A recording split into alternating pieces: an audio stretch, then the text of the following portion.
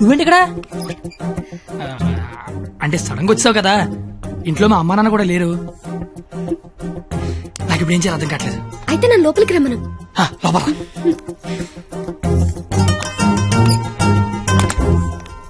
ఓయ్, సడన్ గా ఎంట్రీ ఏంటి?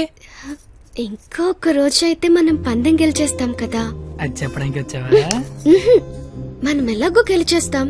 ఆ తర్వాత లైఫ్ అంతా ఈ ఇంట్లోనే ఉండాలిగా. మా అత్తగారి ఇల్లు ఎలా ఉందో చూద్దామని. చూడు మరి. నువ్వు చూపించు. ఇదే మా విశాలమైన హాలు. ఇగో ఇదే మా డైనింగ్ టేబుల్. నెక్స్ట్ ఐటమ్ ఇదే మన బెడ్రూమ్. ఛీ, ఈ టైంలోనా? అత్తయ్య వాళ్ళు చూస్తే బాగోదు. అయినా సిగ్గులేదు నీకు. వచ్చిన బుజ్జతల్లోడమ్మా దై దై దై దై దై దై దై దై దై.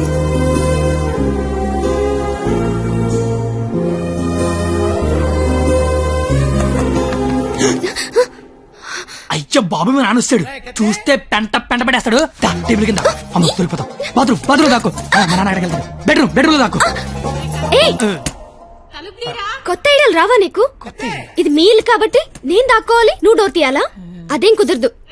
నువ్వు వెళ్ళి దాక్కో, నేను వెళ్ళి డోర్ తీస్తా. బాబు చెప్పింది.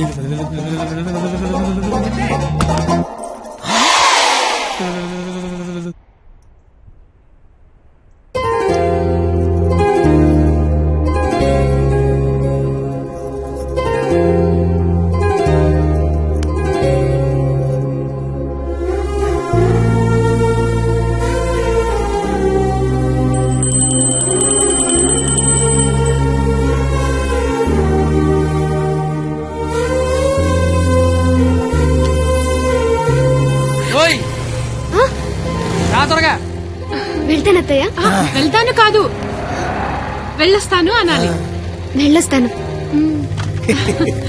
బాయ్.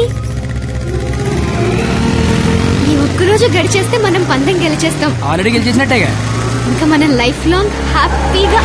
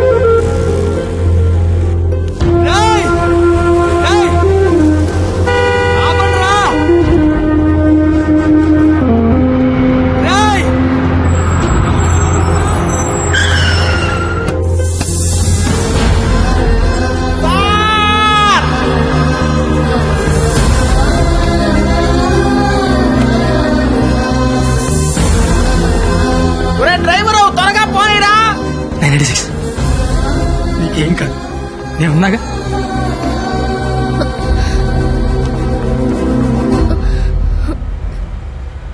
బ్లడ్ వస్తుందా? రక్తం రావడం తెలియట్లేదు, కానీ కన్నీళ్లు రావడం తెలుస్తోంది. కత్తి అని త్వరగా పోనిమ్మనరా. దేవుడు మళ్ళీ లైఫ్ అంటూ ఇస్తే త్వరగా కలిసే కత్తి. ఇలాగే యాక్సిడెంట్ అయిపోతే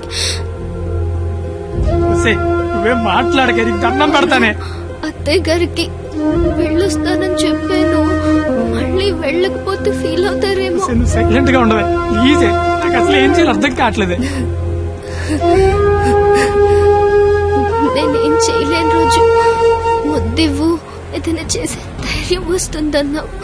ధైర్యం కావాలా? ఏమొద్దు, నువ్వు మాట్లాడు. ఓని ధైర్యం నాకివ్వు.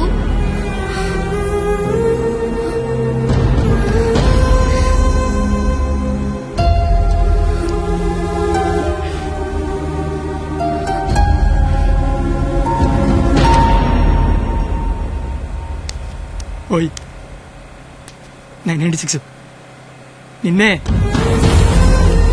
996 నేను నీతోనే మాట్లాడుతున్నాను. వినిపిస్తోందా? 996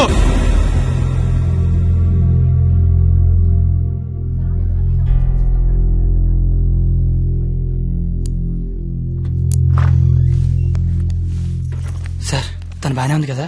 తనకి లెఫ్ట్ సైడ్ రిబ్స్ ఫ్రాక్చర్ అయ్యాయి. బ్రీతింగ్ తీసుకుంటున్నప్పుడు లంగ్స్ ఎక్స్పాండ్ అవడం కష్టంగా ఉంది. ఎంత టైంలో చేయించండి? Maximum 6 hours. సుమారుగా ఎంత ఖర్చు అవుతుంది? 3 lakhs దాకా ఖర్చు అవుతుంది. నాకు కొంచెం టైం కావాలి డాక్టర్. ఓకే, డబ్బు అరేంజ్ చేసుకోవాలి కదా.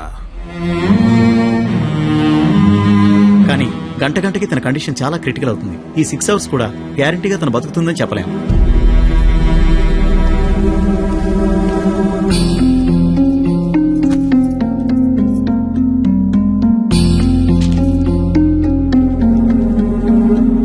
నువ్వు రాసిన అగ్రిమెంట్కి, దాని ఆపరేషన్కి 6 గంటల టైం ఉంది. ఈలోగా నువ్వు డబ్బు తెచ్చి కట్టు. మరో క్షణం నేను ఓడిపోయిన సంతకం పెట్టేస్తా. లేదా నేను ఓడిపోయిన నువ్వు సంతకం పెట్టు, మరో క్షణం నేను డబ్బు కట్టేస్తా. ఈ రెండిట్లో దేనికైనా నాకు ఒక్క క్షణం చాలు. నీకు 6 గంటలుంది. చూస్తా అది నా కూతురుగా బతుకుద్దో, లేదా నువ్వు అనుకుని ఆ ప్రేమ బతుకుద్దు. ఏంటండి ఇదంతా? కూతురు అక్కడ చావు బతుకుల మధ్య ఉంటే అది ఇప్పుడేంటి? ఏ రోజైతే ఇలాంటి క్వాలిటీ లేని అలగా యదవను ప్రేమించానని చెప్పిందో ఆ రోజే నా దృష్టిలో అది బతికుందనుకోవట్లేదు. నా కూతురుగా బతికించుకోవాలనుకుంటున్నాను.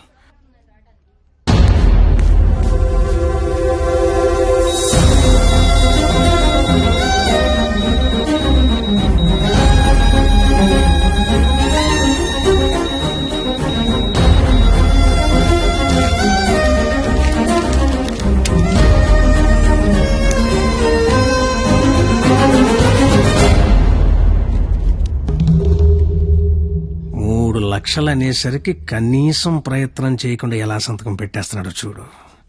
ఈడి ప్రేమ ఖరీదు 3 లక్షలన్నమాట. నేనేం చేయలేనని నీకు తెలుసు. ఉన్నవే 6 గంటలు. ఇప్పుడు నేను డబ్బు కోసం పరిగెడితే మా నాన్న ఇల్లు అమ్మేసి మా ఫ్రెండ్ ఆటో అమ్మేసి ఇస్తారు. అవి నేను సంపాదించను కావు. ఆ ఏడాదించోడు 25-50 ఇస్తాడు. అదెందుకు సరిపోదు. అది అక్కడ ప్రాణాలతో కొట్టుకుంటుంది. ఇప్పుడు నాకు ఈ పందెం కంటే దాని ప్రాణమే ముఖ్యం. గెలిచినోడు గురించి అందరూ చెప్పుకుంటారు, ఓడిపోయినోడు అందరికీ కారణాలు చెప్పుకుంటాడు. ఇలాగా నీలాంటోడికి ప్రేమించాను అని చెప్పడం మట్టి మీద మట్టి అని రాసినంత తేలిక. కానీ అది నిలబెట్టుకోవడం నీళ్లు మీద నీళ్లు అని రాసినంత కష్టం. పో, ఇంకెప్పుడు నా జీవితంలో గానీ నా కూతురు జీవితంలో గానీ కనబడకు. ఓడిపోతే కాళ్ల మీద పడి క్షమాపణ చెప్తానన్నావు.